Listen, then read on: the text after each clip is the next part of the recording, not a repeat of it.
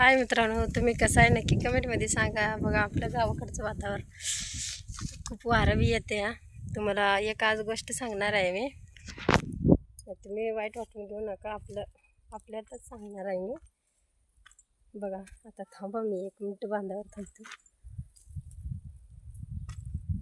बघू शकता इकडे कसं आहे. म्हणजे काय सांगणार आहे माहिती आहे का तुम्हाला? आपण म्हणते का ना, आपल्या नवऱ्या आहेत, आम्ही चांगला आहे, तिने चांगलं आहे, असं एवढं चांगलं सुखी संसारामध्ये कोण अशी काड्या वगैरे करते ते ना करणारच. आपण कसं आपण करते ते ना, असं नाही करते तीच नक्की 100%. आणि झालं बी असेल तुमच्यात, आणि 100% तर माझ्यात झाले तसं. आज सांगायचे या व्हिडिओमध्ये की आपण म्हणते ना असं तसं, बहिणी त्यांचं आहे, आपल्याला कशाला वेगळं करायचं आहे तसं. आणि त्या बहिणीसुद्धा ओळखायला पाहिजे की आपला भावाचा संसार चांगला व्हायला पाहिजे आणि त्यांनी पुढं जायला पाहिजे. लोकांचं काय घेणं त्यानं आपल्याला, लोकांचं ऐकून आपण बोलणं खायची. आणि त्या मापातसुद्धा बहिण्या पाहिजे त्या. हां, आपलं बी हाय भाऊ, सक्का भाऊ आहे. आणि माझा भाऊ ड्रायव्हर आहे, कसलं 12 चाकीचं गाडी चालवते माझा भाऊसुद्धा. आपल्याला अभिमान वाटते आपल्या भावाचं तर. असं बी नाही की त्यांच्या बायको आणि त्यांच्यात भांडणं लावा, आयुष्यात सुद्धा नाही 1 रुपया. आता बघा 8 दिवसाच्या पाठीमागं आमच्या गावात जत्रा होता. थोडं परिस्थिती वेगळं आहे ना, त्याच्यामुळं गरीब व्हायचं. म्हटलं आता कुठं जायचं, म्हटलं आता गेलं तर भावलं तर जत्रा वगैरे करायला लागतेच की आपल्याला. आली ती म्हणलं साडी घ्यायला लागते, असं तसं लई छोटी मोठी गोष्ट आहे त्याचं. आणि पोरांना कपडे वगैरे म्हणून ना आमचं मिस्टर म्हटलं राहू दे, आता कुठं जातीस, राहू दे, इथं जाता सांगोल जत्रा आली, आपण जाऊया. आणि त्याच्या अगोदर मी जवळच्या जत्रेला जाऊन आली होती. म्हटलं राहू द्या, म्हटलं तर राहू द्या, म्हटलं काही एवढं टेन्शन नाही. आणि आपल्या भावाला जर पुढं नेत असलं तर आपल्या भावाला असं तसं फालतू नाही बोलायचं.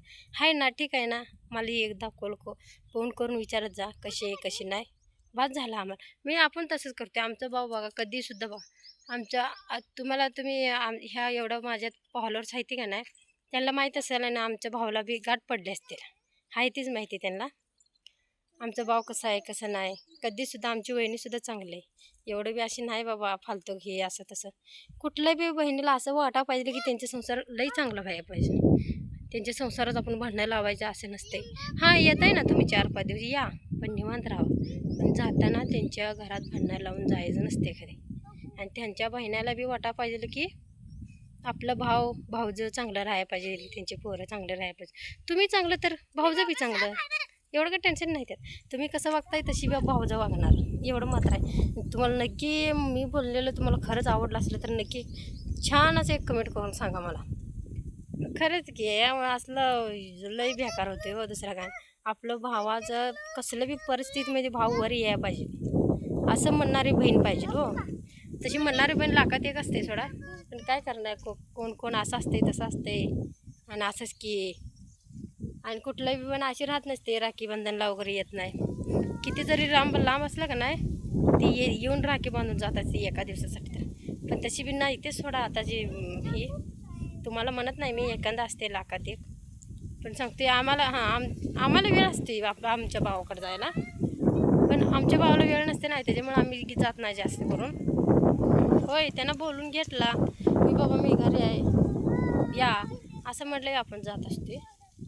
जबरदस्ती कुणाला अशी नाही करायची, आहे ना. आपण तर लोकांचा विषय घेत नाही बघा ह्यात. आपण बोला, आपला नवरा बोला, आपलं पोरं बोला, बस विषय कट. ह्याच्या पुढं काय करायचं लोकांचं आणि बोलून आणि हे करून तसं असं आपल्याला नाही आवडत. ती छान अशा 2 मुलं इथं, त्यांच्या संग दिवस घालवते. आमचं मिस्टर जाते तर वाजवायला, बस देवाना खंडोबाने तेवढे दिले आम्हाला, बस झालं. जास्त म्हणजे खंडोबाचाच ग्रुप आहे आम्हाला.